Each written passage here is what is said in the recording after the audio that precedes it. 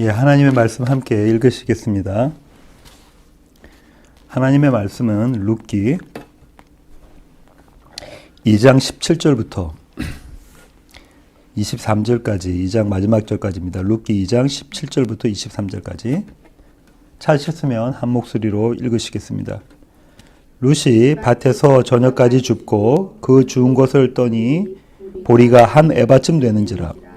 그것을 가지고 성읍에 들어가서 시어머니에게 그 주운 것을 보이고 그가 배불리 먹고 남긴 것을 내어 시어머니에게 드리매 시어머니가 그에게 이르되 오늘 어디서 주었느냐 어디서 일을 하였느냐 너를 돌본 자에게 복이 있기를 원하노라 하니 룻이 누구에게서 일했는지를 시어머니에게 알게 하여 이르되 오늘 일하게 한 사람의 이름은 보아스니이다 하는지라. 나오미가 자기 며느리에게 이르되 그가 여호와로부터 복받기를 원하노라. 그가 살아있는 자와 죽은 자에게 은혜 베풀기를 그치지 아니하도다 하고 나오미가 또 그에게 이르되 그 사람은 우리와 가까우니 우리 기업을 물을 자 중에 하나이니라 하니라. 모압 여인 룻이 이르되 그가 내게 또 이르기를 내 추수를 다 마치기까지는 너는 내 소년들에게 가까이 있으라 하도이다 하니 나오미가 며느리 룻에게 이르되 내 딸아 너는 그 소녀들과 함께 나가고 다른 밭에서 사람을 만나지 아니하는 것이 좋으니라 하는지라. 이에 룻이 보아스의 소녀들에게 가까이 있어서 보리 추수와 밀 추수를 마치기까지 이삭을 주며 그의 시어머니와 함께 거주하니라. 아멘. 예, 룻기 강의의 6번째 시간이고요. 룻기 2장 17절로 23절의 말씀을 갖고 은혜라는 제목으로 함께 나누기를 원합니다. 예, 우리는 은혜라는 단어를 아주 많이 사용합니다. 거의 매일 사용하죠. 하루에도 몇 번씩 사용합니다. 예배를 마치고 나면 설교를 하신 목사님께 목사님 은혜 많이 받았습니다. 설교에 은혜 많이 받았어요. 이렇게 말하기도 하고요. 특별 찬양 같은 순서가 있으면 특별 찬양을 잘 부르신 집사님께 집사님 찬양이 너무 은혜로웠어요 하고 칭찬을 하기도 합니다. 요즘 어떻게 지내십니까? 라는 질문에 이런 안부 질문이죠. 이런 안부 질문에 은혜로 잘 지내고 있습니다 라고 안부 대답을 하기도 하죠. 물론 모두 다 좋은 반응이고요. 좋은 표현입니다. 그런데 어쩌면 우리는 이 은혜를 너무 가볍게 여기고 있는 것은 아닐까요? 그저 인사말 정도의 은혜가 은혜의 참 의미일까요? 오늘 나눌 내용은요. 이 은혜의 의미가 무엇인가를 살펴보는 것입니다. 먼저 본문의 내용을 보면 이렇습니다. 초대된 룻, 지난주에 살펴봤죠? 그 룻은 식사가 마친 후 다시 이삭을 주우러 갑니다. 17절입니다. 룻이 밭에서 저녁까지 줍고 그 주운 것을 떠니 보리가 한 에바쯤 되는지라. 하루 일과를 마칠 때까지 룻은 아주 열심히 일을 합니다. 그리고 난 다음에 이제 이삭 채로 갖고 올 수 없으니까 보리를 떨죠. 단채로 갖고 올 수 없으니까요. 이삭을 떱니다. 그렇게 해서 얻은 것이 보리 한 에바라고 합니다. 주운 것이 보리 한 에바라는 거예요. 한 에바는요, 우리가 알고 있는 단위로는 약 22리터 정도 되는데요. 두 여인이 닷새나 1회 정도, 5일에서 7일 정도 먹을 수 있는 분량의 양식입니다. 대단히 많은 겁니다. 보통의 이삭 줍기로는 하루 열심히 일해서 하루 분량 줄까 말까인데 룻 혼자 일을 해서 시어머니 나오미와 둘이서 5일에서 7일 정도 먹을 양이니 엄청 많이 주운 거죠. 룻에게 이날은 참 많은 일들이 일어난 하루였습니다. 고단하지만은 않은 그런 하루였을 겁니다.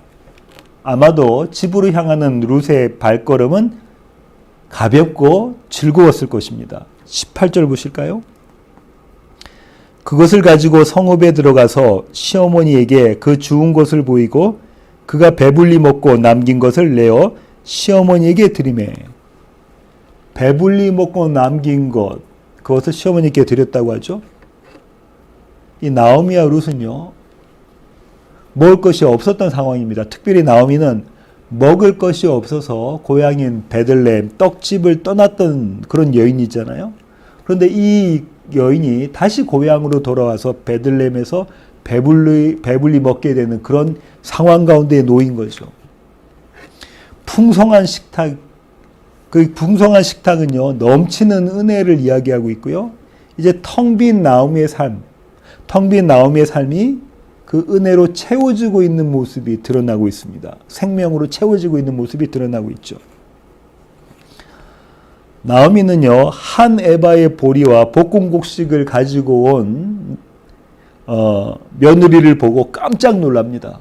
아까도 말씀드린 것처럼 열심히 주면, 잘 주면 하루 한 명이 먹을 분량인데, 이거는 두 여인이 5일에서 7일 정도로 먹을 수 있는 대단히 많은 분량을 룻이 주워왔으니까요. 깜짝 놀랄 수밖에 없죠. 19절 보실까요? 시어머니가 그에게 이르되 오늘 어디서 주웠느냐? 어디서 일을 하였느냐? 두 번이나 반복해서 며느리에게 시어머니 나오미가 물어봅니다. 왜 이렇게 반복했냐면요. 아마도 기쁨보다는 이렇게 많은 이삭을 이삭을 얻은 것에 대한 이제 양식 걱정 없겠다라는 그 기쁨보다는 놀람이 먼저 앞섰을 겁니다. 도대체 이 많은 것을 어디서 주었단 말이냐? 그렇게 해서 반복적으로 똑같은 의미의 질문을 하죠. 경이로운 일인 거라는 거죠. 그리고 이 놀람은요, 이어서 기쁨과 감사로 이어집니다. 그래서 마음이 급해서요, 미처 그 며느리 룻이 대답하기도 전에 뭐라고 이야기하죠? 너를 돌본 자에게 복이 있기를 원하노라 라고 이야기를 합니다. 그렇게 축복을 하죠. 너에게 이렇게 많은 양의 이삭을 줍게 한 그 사람에게 복이 있기를 원한다. 이 축복에는요, 나오미의 진심이 담겨져 있습니다. 그렇죠? 넘치는 기쁨과 감사의 마음으로 나오미는 이 사람을 축복한 겁니다. 읽고 며느리가 그 나오미의 질문에 두 번의 질문에 대답을 합니다. 오늘 일하게 한 사람의 이름은 보아스입니다. 오늘 이렇게 풍성한 이삭을 갖게 만들어낸 그 장본인의 이름이 보아스라고요. 이 대목이 시어머니 나오미가 전율한 대목입니다. 마치 베토벤의 운명교향곡 있죠? 클라이막스는 뭡니까? 빠바바밤 짜자자잔. 그 시간이, 그 대목이 바로 이 대목이라는 겁니다. 여기에 대해서는 조금 이따가 더 살펴보겠습니다. 여하튼 며느리 룻으로부터 보아스라는 이름을 들은 나오미는 곧 그를 축복합니다. 20절입니다. 나오미가 자기 며느리에게 이르되 그가 여호와로부터 복받기를 원하노라. 그가 살아있는 자와 죽은 자에게 은혜 베풀기를 그치지 아니하도다 하고, 나오미가 또 그에게 이르되 그 사람은 우리와 가까우니 우리 기업을 물을 자 중에 하나이니라 하니라. 그가 여호와로부터 복받기를 원하노라라고 축복합니다. 이미 나오미는요, 앞서서 축복을 했죠. 그런데 이번에는 보아스를 축복하고요. 누구의 이름으로 축복합니까? 복을 주시는 분이 누구라고 하죠? 여호와라고 분명히 명시합니다. 여호와로부터 복받기를 원한다. 그가 살아있는 자와 죽은 자에게 은혜 베풀기를 멈추지 않았다. 그치지 않았다. 계속해서 은혜를 베풀었다는 거죠. 이 대목도 조금 있다가 더 살펴보도록 하겠습니다. 그리고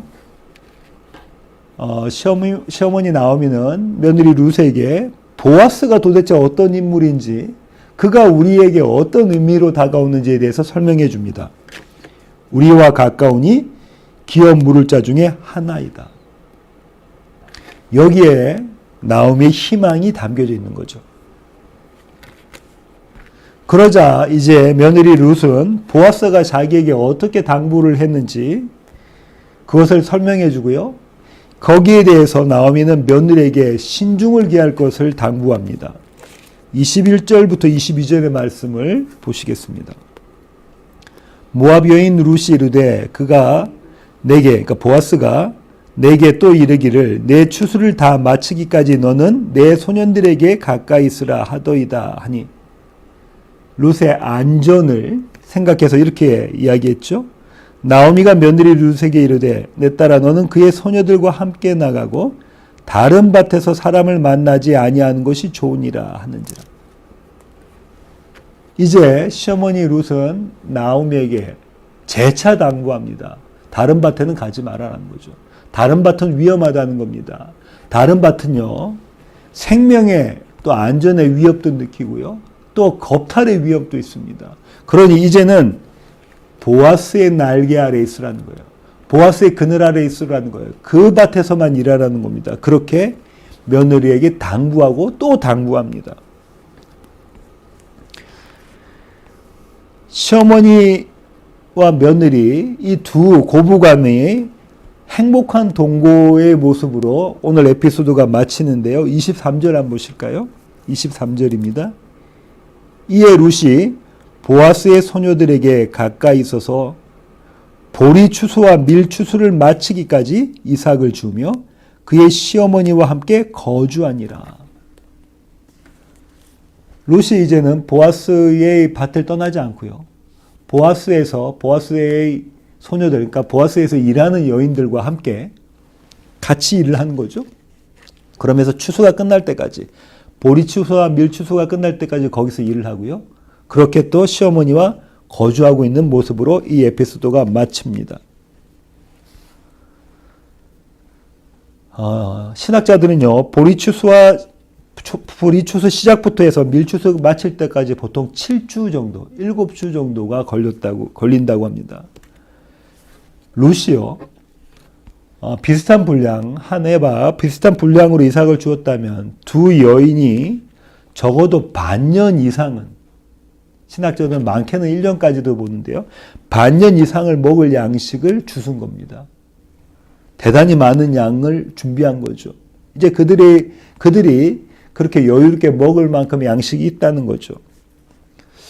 이 구절을, 23절 이 구절을 읽은 유대인들은요, 그들의 머릿속에 또 다른 구절이 떠올랐을 겁니다. 그 구절이 신명기 16장 9절부터 12절입니다. 신명기 16장 9절로 12절 함께 읽으시겠습니다.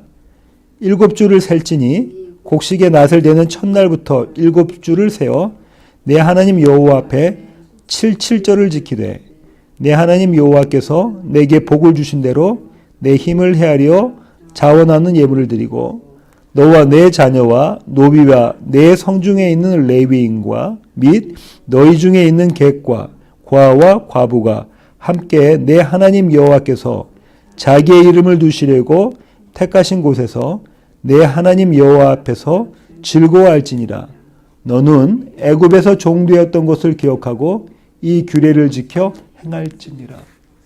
여기서 분명히 7주 걸린다고 하죠. 보리 추수부터 밀 추수가 끝날 때까지 7주. 그렇게 7주 동안 추수를 다 하고 나면 어떻게 하라죠? 하나님께 예물을 드리라고 합니다. 그리고요, 레위인과 함께 또 고아와 과부와 나그네와 함께 뭐 하라고 하는 겁니까? 그 기쁨을 누리라는 거예요. 즐거움을 누리라는 거예요. 충분한 그 기쁨과 즐거움, 축제를 벌이라는 거죠. 이 장면이 오늘 룻기 2장 23절, 저와 여러분이 읽으셨던 오늘 본문의 마지막 구절에서 성취되는 장면입니다. 그죠? 주인과 그 다음에 종들이, 하인들이, 일하는 일꾼들이, 또 고아와 과부와 나그네가 함께 즐거워하는 장면이죠. 이 하나님의 말씀이, 하나님의 명령이 이 구절에서 성취되는 모습을 우리가 볼 수 있습니다. 여기까지가 오늘 본문의 내용입니다. 오늘 제가 주목한 구절은요, 20절인데요. 이 20절이 신학자들 간의 논쟁이, 그것도 치열한 논쟁이 있는 구절이고요. 이 논쟁 때문에 성경의 여러 번역본의 해석들이 다 다릅니다. 20절 다시 한번 가보실까요? 20절을 한 목소리로 읽으시겠습니다. 나오미가 자기 며느리에게 이르되 그가 여호와로부터 복받기를 원하노라. 그가 살아있는 자와 죽은 자에게 은혜 베풀기를 그치지 아니하도다 하고 나오미가 또 그에게 이르되 그 사람은 우리와 가까우니 우리 기업을 물을 자 중에 하나이니라 하니라. 여기서 처음에 있는 것. 그가 여호와로부터 복받기를 원하노라. 그가 살아있는 자와 죽은 자에게 은혜 베풀기를 그치지 아니하노라. 한글 개역개정은 이렇게 번역이 되어져 있잖아요. 두 문장으로 번역이 되어져 있습니다. 그런데요, 히브리어 원어 아세르라는 그 관계 대명사가 있는데요. 그것을 사용해서 한 문장으로 표현하고 있습니다. 한 문장으로요. 여기에 문제가 있습니다. 관계 대명사 아세르의 선행사가 누구인가가 논점이에요. 조금 어렵지만 이 부분이 아주 중요하기 때문에 살펴보고 하겠습니다. 관계 대명사 아세르, 영어로는 who가 되겠죠. 이 아세르의 선행사가 누구인가? 선행사가 보아스인가? 아니면 선행사가 여호와인가라는 거예요. 누구를 꾸미고 있는 거라는 거죠. 여기에 대해서요, 소수의 신학자들은 아세르는 관계대명사가 아니다. 원인이나 이유를 나타내는 접속사이다라는 거예요. 왜냐하면이라는 거죠. 영어로는 because, for, since 이렇게 번역할 수 있겠죠. 그렇게 되면 오늘 본문의 이 20절의 상반절의 구절은 이렇게 번역이 됩니다. 그가 여호와로부터 복받기를 원한다. 왜냐하면 그가 은혜 베풀기를 그치지 않았기 때문이다.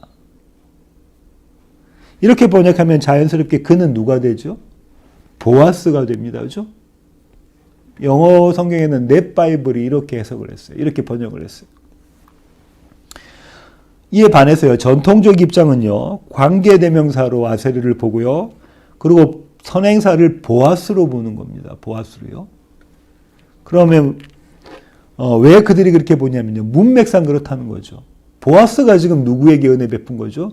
룻에게 은혜를 베푼 겁니다. 그러니까 문맥상 그렇기 때문에 그렇다는 건데요. 그럼 번역하면 이렇게 되죠. 은혜 베풀기를 그치지 않은 그러니까 보아스가 됩니다. 은혜 베풀기를 그치지 않은 그가 여호와로부터 복받기를 원한다. 한글 개역개정과 새번역, 그 다음에 공동번역, 한글 성경의 대부분의 번역본들이 이렇게 번역하고 있습니다. 마지막 세 번째는요, 이렇게 번역하는데요. 현대의 다수의 신학자들이 이렇게 해석을 합니다. 아세르의 선행사를 이제 누구를 보냐면요, 보아스가 아니라 여호와로 보는 거예요. 여호와. 그럼 해석이 이렇게 됩니다. 은혜 베풀기를 그치지 않으시는 여호와로부터 그가, 보아스가 복받기를 원한다. 은혜 베풀기를 그치지 않으시는 분이 누구라는 거예요? 여호와. 그로부터 보아스가 복받기를 원한다라는 거죠. 그렇게 생각하는 이유는요, 영어와 마찬가지로고요, 히브리어서도 선행사가 분명히 밝혀지지 않았으면 관계대명사 바로 앞에 있는 가장 가까이 있는 단어가 선행사가 되거든요. 그런데 지금 히브리어 구조는 어떻게 되어 있냐면 이렇게 구조가 되어 있어요. 아세르 바로 앞에 어떤 단어가 있냐면 여호와가 있습니다. 여호와. 가장 가까이 바로 앞에 있으니까요. 그러니까 이거는 여호와를 꾸미는 것이다라고 보는 거죠. 그리고 또 한 가지 이유는요, 신학적인 이유인데요. 산자와 죽은 자에게 은혜를 베푸실 수 있는 분은 여호와 하나님이시기 때문에 그렇다라는 거죠. 이렇게 번역한 한글 성경은요, 쉬운 성경이 이렇게 번역했고요, 리빙 바이블, 한글 성경 중에서 리빙 바이블이 이렇게 번역했습니다. 여기서요, 다수는 아니지만 또 이런 주장을 하는 신학자가 있는데요. 이렇게 룻기 아주 정교한 구조로 짜여져 있거든요. 이렇게 정교한 구조를 갖고 있는 룻기가 왜 이처럼 애매한 표현을 허락했을까라는 거예요. 이거는 여기에도 걸릴 수 있고 이거는 여기에도 걸릴 수 있는데, 다시 말하면 보아스로 해석할 수도 있고 여호와로도 해석할 수 있는데 왜 이렇게 애매하게 표현했을까라는 겁니다. 혹시 룻기 기자가 어떤 의도를 가지고 이렇게 하지는 않았을까라고 보는 입장인 거죠. 저는 이 입장에 동의합니다. 다분히 의도를 가지고 이렇게 일부러 애매하게 표현했을 것이라고 봐요. 이렇게 한번 생각해 보겠습니다. 여호와의 은혜를 전달하는 매개체는요, 하나님의 창조물인데요. 그죠? 햇볕이 은혜의 매개체가 될 수도 있고요. 빛, 바람, 그죠? 그 다음 비도 될 수도 있고요. 물론 사람도 포함됩니다. 룻기에서는 지금 하나님, 여호와 하나님의 은혜를 베푸는 그 매개체가 누구라고 표현되는 거냐면 보아스라는 거예요. 그러니까 은혜 베푸시는 분은 여호와 하나님이시고 그 은혜가 보아스를 통해서 흘러가고 있는 모습이라는 거죠. 저는 이 의견에, 이 주장에 동의합니다. 그리고요, 개역개정 성경에서 은혜라고 번역되어져 있는 이 히브리어는요, 여러분이 잘 아시는 헤세드라는 단어입니다. 헤세드. 단순히 이 헤세드는요, 은혜라고 표현하기에는 부족합니다. 그것도 많이 부족해요. 이 헤세드는요, 몇 번 제가 말씀드린 것처럼 친절, 자비, 인애, 충성, 신실, 이거보다 더 많은 개념들이 함께 복합적으로 담겨져 있는 단어가 헤세드라는 단어입니다. 그러니까 어떤 한 단어로 이걸 표현할 수가 없어요. 그래서 어디에서는 은혜라고 번역하기도 하고요. 어떤 데선 자비라고 번역하기도 하고요. 그죠? 신실이나 충성 이렇게 번역할 수도 있겠죠. 이 헤세드를 담고 있는 구절이 있는데요. 출애굽기로 가시겠습니다. 출애굽기 34장 5절부터 7절의 말씀입니다. 출애굽기 34장 5절부터 7절의 말씀 함께 읽으시겠습니다. 여호와께서 구름 가운데에 강림하사 그와 함께 거기 서서 여호와의 이름을 선포하실세. 여호와의 이름을 지금 선포하신다는 거예요. 여호와께서 그의 앞으로 지나시며 선포하시되 여호와라 여호와라 자비롭고 은혜롭고 노하기를 더디하고 인자와 진실이 많은 하나님이라. 인자를 천대까지 베풀며 악과 과실과 죄를 용서하리라. 그러나 벌을 면제하지는 아니하고 아버지의 악행을 자손 3, 4대까지 보응하리라. 인자라는 단어가 헤세드라는 단어인데요. 주변에 있는 단어와 더불어 이 헤세드가 어떤 의미를 갖고 있는 것을 보여줍니다. 끝까지 찾아가시는, 끝까지 하시는 그런 개념도 담겨져 있고요. 그죠? 공의의 개념도 담겨져 있고요. 자비롭다는 것, 그 다음에 또 사랑이라는 그런 개념도 담겨져 있습니다. 이런 단어가 헤세드예요. 이 헤세드가 나오미에게 어떻게 펼쳐지는가를 살펴보겠습니다. 나오미는요, 룻에게서 보아스라는 이름을 듣고 소름이 돋았을 거예요. 온 몸이 소름이 돋았을 거예요. 왜냐하면 여호와의 헤세드를 바로 그 순간에 경험했기 때문입니다. 그녀가 경험한 은혜가 어떤 것인지 보겠습니다. 룻기에서 헤세드가 처음 나온 곳이요. 1장 8절입니다. 룻기 1장 8절. 함께 읽으시겠습니다. 나오미가 두 며느리에게 이르되 너희는 각기 너희 어머니의 집으로 돌아가라. 너희가 죽은 자들과 나를 선대한 것 같이 여호와께서 너희를 선대하시길 원하며. 여기서 헤세드가 처음 나왔는데요. 한글 개역개정은 선대라고 이야기하고 있죠. 오늘 본문에 주목한 구절 20절과 비슷한 유사한 표현되어 있습니다. 죽은 자들과 나를 선대한 것 같이 여호와께서 너희를 선대하시길 원하노라. 너에게 헤세드 보이기를 원한다는 거죠. 여기서 한번 생각해 볼게요. 룻에게, 그 다음에 또 그의 딸, 그의 며느리 오르바에게 나오미가 생각했던 그들에게 여호와께서 베푸시는 선대는 어떤 것이었습니까? 그 선대는 어떤 것이었죠? 9절 상반절 보시겠습니다. 여호와께서 너희에게 허락하사 각기 남편의 집에서 위로받게 하시길 원하노라. 이것이 나오미가 두 며느리들에게 생각했던 여호와의 선대예요. 두 며느리가 고국을 떠나지 말고 자기 부모님들이 있는 그 집, 그 근처에서 이제는 각기 남편을 만나서 그 남편으로부터 위로받는다는 건 뭐죠? 자녀를 생산해낸다는 거죠. 그렇게 자녀를 낳고 잘 사는 것, 이것이 시어머니 나오미가 두 며느리에게 보인 여호와의 선대입니다. 나는 여호와의 선대를 이렇게 생각하는데 그 여호와의 선대가, 그 여호와의 헤세드가 너에게 있기를 원한다라고 진심으로 그렇게 축복했죠. 두 며느리에게 하실 수 있는 여호와의 선대는 이것이 최선이라는 거예요. 그런데 그녀의 그런 바람에도 불구하고요, 며느리 중에 한 며느리인 룻은 어떤 결정을 내렸습니까? 이제는 생산 능력이라고는 1도 없는 자신에게, 나오미에게, 그 나오미를 따라서 전에는 알지 못했던 땅 이스라엘로 가겠다라고 그렇게 밝히고 있잖아요. 그것도 나는 죽으면 죽으리라, 그렇게 나는 시어머니인 어머니 나오미를 따라가겠습니다라고 룻이 대단한 결심을 밝힌 거예요. 1장 16절부터 17절 보시겠습니다. 룻이 이르되 내게 어머니를 떠나며 어머니를 따르지 말고 돌아가라 강권하지 마옵소서. 어머니께서 가시는 곳에 나도 가고 어머니께서 머무시는 곳에서 나도 머물겠나이다. 어머니의 백성이 나의 백성이 되고 어머니의 하나님이 나의 하나님이 되시리니 어머니께서 죽으시는 곳에서 나도 죽어 거기 묻힐 것이라. 만일 내가 죽는 일 외에 어머니를 떠나면 여호와께서 내게 벌을 내리시고 더 내리시기를 원하나이다 하는지라. 죽기로 결심하고 내가 어머니 따르겠습니다 라고 며느리 룻이 그렇게 대답을 하죠.